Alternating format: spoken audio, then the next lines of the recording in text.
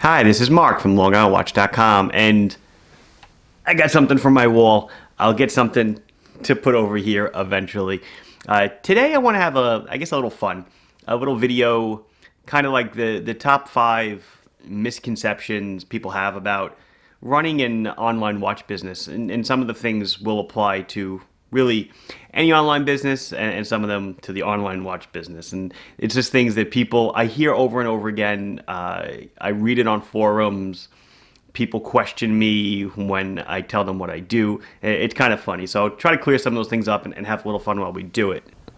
I'm back with the Squale Polished 60 Atmos on one wrist and the Long Island Ray on the other wrist. This is that blue Ray with the dome sapphire and solid end link strap cord bracelet. Anyway, so my top 5 misconceptions in no real particular order.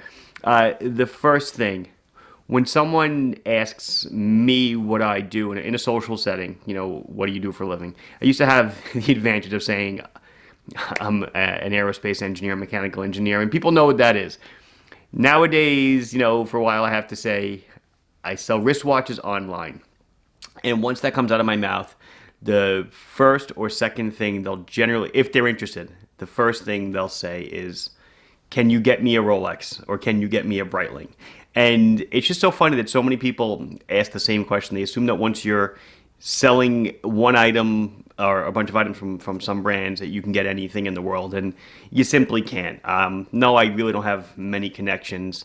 When I bought a Rolex last summer, I walked into a store to buy it. So no, just because you're in the industry does not mean you can get any watch you want at cost. Number 2, people assume that you don't hold any inventory. This is not true. Now, there may be online vendors out there that do not hold inventory, but for me, from day one, I always wanted to hold my own inventory. There's something about it. I like being able to look at it, talk to customers about it, obviously do reviews about it. I'm looking this way because that's where the little studio is. So, for myself, I stock thousands and thousands of watches. That way we can fulfill as quickly as we can. No, we don't just take the order and then send an email to a distributor and say, please ship this as soon as you can because, this guy needs it. No. Everything is stocked in-house, inventoried, and shipped out. Now, while I was growing this business years ago, there were many companies that came around with a digital list and said, here, take this list, put all those items on your website. We'll update it via an API every day. When they go out of stock, we'll tell you, and you can just send us the orders and we'll fill them. I never wanted to do business that way. I just feel, for me, maybe works for some businesses, doesn't work for my business. So, yes, I stock tons of inventory. Number 3, everything is sold at what we call 50% margin or what you call 100% markup. Not true. Every brand is different. It depends on where they come from. It runs the gamut. Margins are everywhere. Again, I work in margin. A lot of people out there work in what they call markup. So a markup of 100%. You buy it for 50, sell it for 100. I call that a 50% margin. And the margin is simply your profit over your sell. It just makes figuring out how much you make on everything that much faster.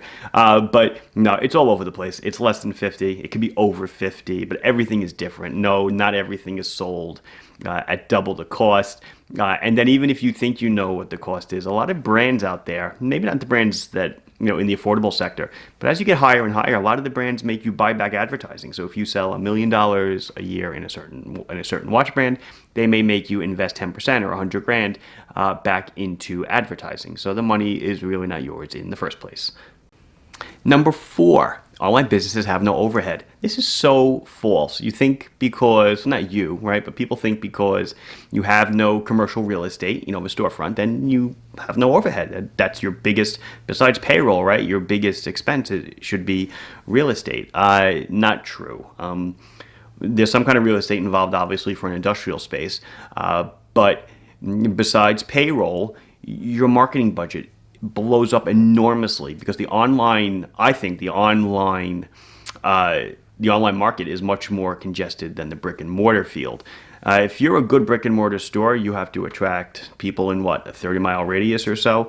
however many people that is. If you're a good online store, if you attract everybody that's within a mouse click away from you, which can be anyone in the civilized world, in my case, that's looking to buy a wristwatch. Many more people, much larger marketing budget than a brick and mortar store has, blows away any kind of marketing budget that they have. So we certainly have a load of overhead.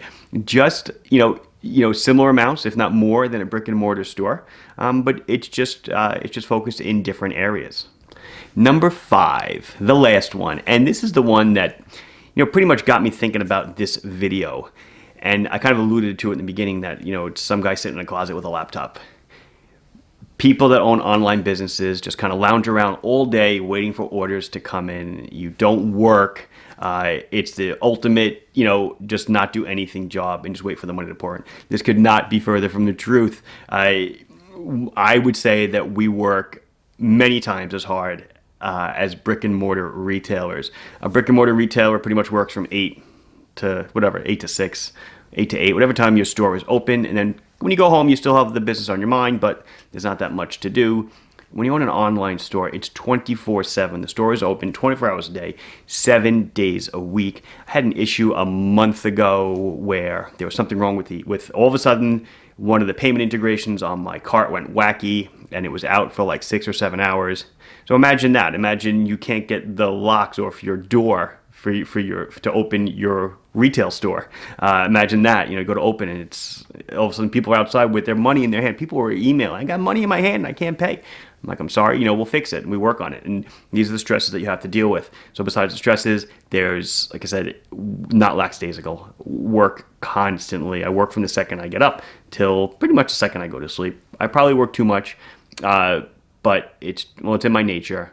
But I would say that the owner of any successful online business, entrepreneur, whatever you may call it, all the ones that I know, they are extremely, extremely hard workers, extremely diligent workers. So saying that, people that own online stores kind of just do nothing all day, it's crazy. I used to work the 40-hour work week, right? As Lori from Shark Tank said, an entrepreneur is the only person that works 80 hours a week to avoid working 40. When I worked my minimum of 40 hours a week at aerospace engineering, and then when I switched over to watches full-time, I can't believe how much busier my life became. You would think, oh, wow, you get all this free time. You don't have to go to work now. You have time to sit and think about the business.